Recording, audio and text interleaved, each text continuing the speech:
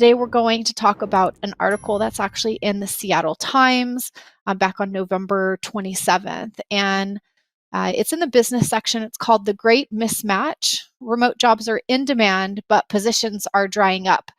And Joey, we've talked quite a bit over almost the last year now, and we've seen so much change in the talent acquisition space, even just in that period of time. I thought this would be, definitely a timely topic to kind of update everybody on what's happening in the market.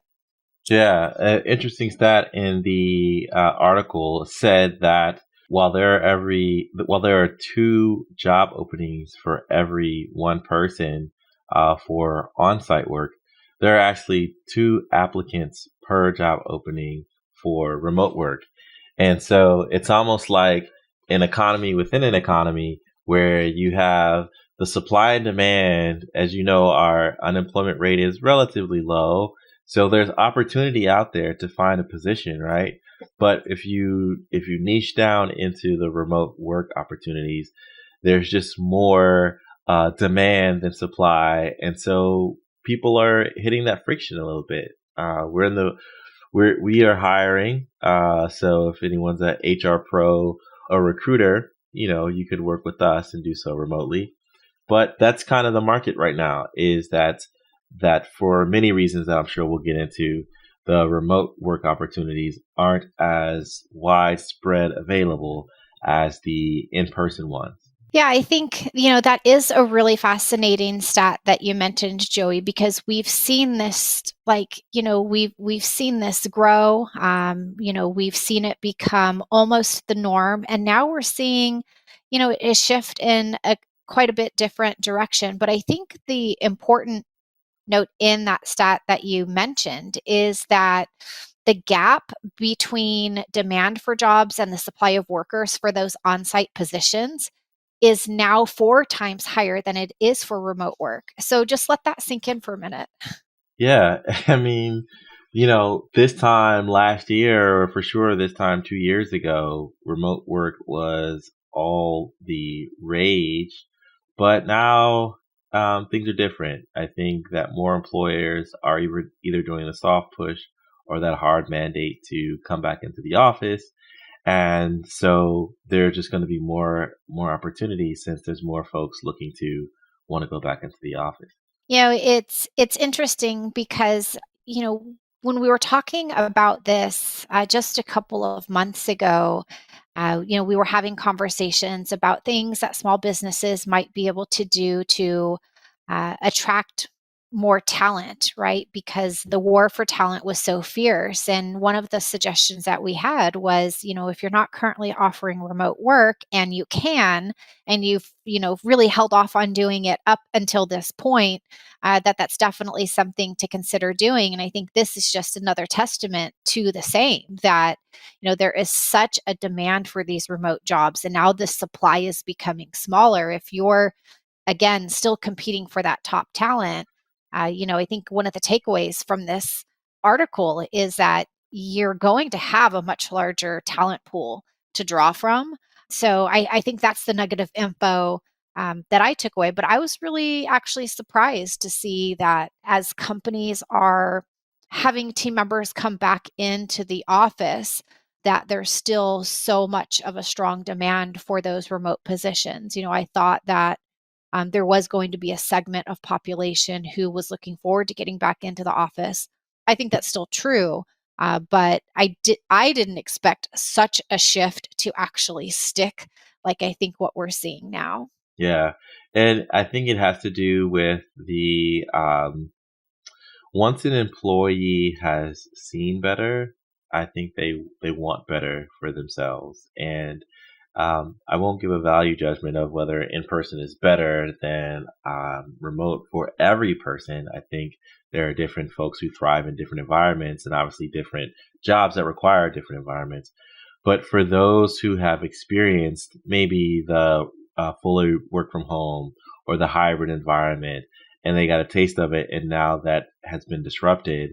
Yeah, I mean, I talk to my friends all the time who are like, man, you couldn't pay me to go into the office anymore because they have appreciated being able to remote in and work with their colleagues over video chat and collaboration tools. So it'll be an interesting sort of microeconomy that plays itself out and just makes it one more variable to the whole talent attraction and retention, puzzle that we as employers are always just navigating.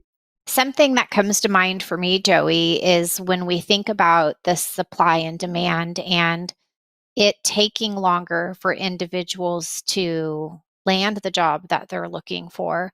I can't help but think that there's a segment who really can't wait that long. And while their end goal is ultimately to land a remote job, they can only hold off for so long. So I do have a little bit of concern, thinking about this from, a very high level that folks may be accepting jobs just in the short term to get them by until they can land that remote job that's ultimately what they're looking for. So if, I was an employer who was requiring in-person work and hiring right now, I think that's going to be something really important to vet out as much as you can during that interview process. Like, what is somebody's motivations for wanting to work in person, Yeah, especially if they've been working remote?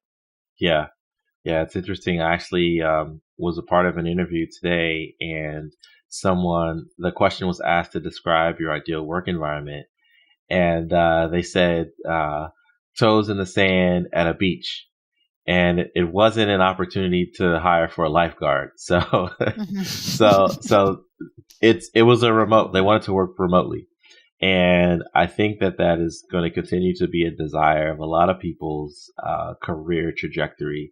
Is if they're not in that job today, dream job used to mean a certain salary, a certain title, certain perks. But I think now dream job includes being able to choose where you work.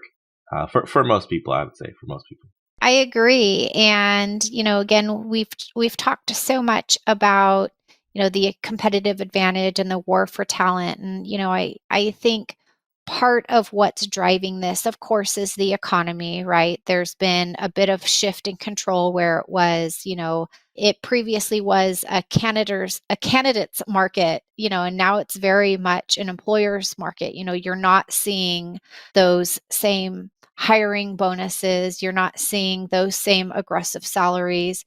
And, you're seeing companies that may have previously said yes to a remote employee saying, no, we need you in the office or we need you hybrid. So it's interesting to see that shift. And there's no doubt that it has to do with, what's changing in our economy. It's kind of a change in control Yeah. in terms of talent acquisition as well. Yeah. So let's make this practical for two audiences. One for the small business leader. I think we've kind of dropped some direct advice. But what advice would you give to a small business leader who's navigating this climate of remote work? And then the next phase would be the HR pro who is leading in an organization that's looking to attract talent. What are your thoughts? Yeah, I'd say for the small business leader, it's important to make the right decisions for your company, not only in today's market, but what's going to work for you a year from now, and ideally, 3+ years from now. I think sometimes when it's a small business, it's easy to be thinking in the now. But I think we need to be looking at how quickly the talent market has changed in just a year and Mhm. expect that it can do just the same. So, think about the hires that you need today, those that you can bring on your team to, help carry you to that next stage that you need to be in.